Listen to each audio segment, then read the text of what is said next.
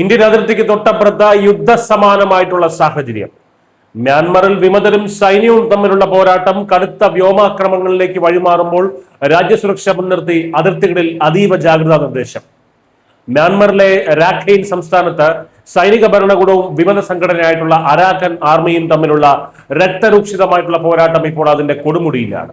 രാഖൈനിലെ റോഹിംഗ്യൻ ഭൂരിപക്ഷ പ്രദേശങ്ങളായിട്ടുള്ള മൗണ്ടോ, ബൂത്തിഡൌൺ എന്നിവിടങ്ങളിൽ മ്യാൻമർ സൈന്യം വിവേചനരഹിതമായിട്ടുള്ള ബോംബാക്രമണമാണ് നടത്തുന്നത്.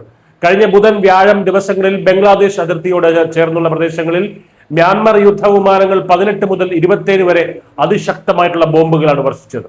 ഈ സ്ഫോടനങ്ങളുടെ പ്രകമ്പനം അതിർത്തിക്ക് ഇപ്പുറം ബംഗ്ലാദേശിലെ ടെക്നാഫ് പ്രദേശം വരെ അനുഭവപ്പെട്ടു. ജനൽ ചില്ലുകളും വീടുകളും കുലുങ്ങിയ ഈ ഭയാനകമായിട്ടുള്ള ആക്രമണം ഇന്ത്യൻ അതിർത്തികൾക്കും വലിയൊരു സുരക്ഷാ മുന്നറിയിപ്പാണ് നൽകുന്നത്.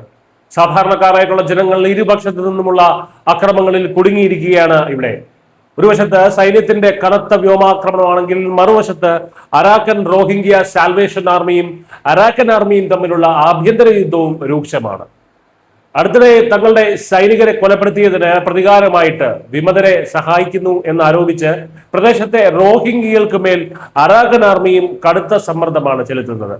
ഇതോടെ ജീവൻ രക്ഷിക്കാൻ ആയിരക്കണക്കിന് റോഹിംഗ്യൻ അഭയാർത്ഥികൾ വീണ്ടും നാഫ് നദി കടന്ന് അയൽ രാജ്യങ്ങളിലേക്ക് പലായനം ചെയ്തേക്കുമെന്നുള്ള വലിയ സുരക്ഷാ ഭീഷണിയാണ് ഉയരുന്നത്. ഈ ഒരു സാഹചര്യം ഇന്ത്യയും ബംഗ്ലാദേശിനെയും ഒരുപോലെ ആശങ്കപ്പെടുത്തുന്നുണ്ട്.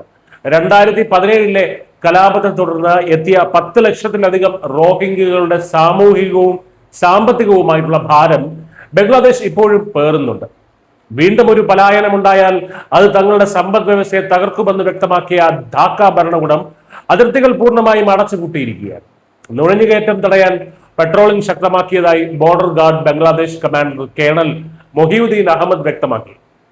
ബംഗ്ലാദേശ് അതിർത്തികൾ അടയ്ക്കുന്നതോടെ ഈ വലിയ അഭയാർത്ഥി പ്രവാഹം സ്വാഭാവികമായും ലക്ഷ്യമിടുന്നത് ഇന്ത്യൻ അതിർത്തികളെയാകും.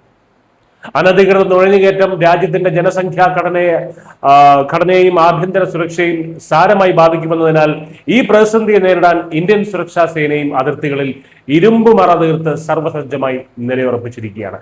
ചുരുക്കത്തിൽ അയൽ രാജ്യത്തെ ആഭ്യന്തര പ്രശ്നങ്ങൾ നമ്മുടെ രാജ്യത്തിന്റെ അതിർത്തികളെ ഒരു തരത്തിലും ഭേദിക്കാതിരിക്കാനുള്ള കർശന നടപടികളാണ് ഭരണകൂടം സ്വീകരിക്കുന്നത്.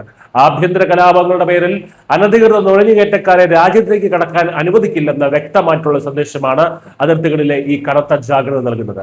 മ്യാൻമറിലെ കലാപകാരികളോ അഭയാർത്ഥികളോ ഇന്ത്യൻ അതിർത്തി കടക്കാൻ ശ്രമിച്ചാൽ രാജ്യസുരക്ഷ മുൻനിർത്തി യാതൊരു വിട്ടുവീഴ്ചയുമില്ലാത്ത ശക്തമായ പ്രതിരോധം തന്നെ നമ്മുടെ സേനയുടെ ഭാഗത്ത് നിന്നുണ്ടാകുമെന്നുള്ള കാര്യം ഉറപ്പാണ്. News desk.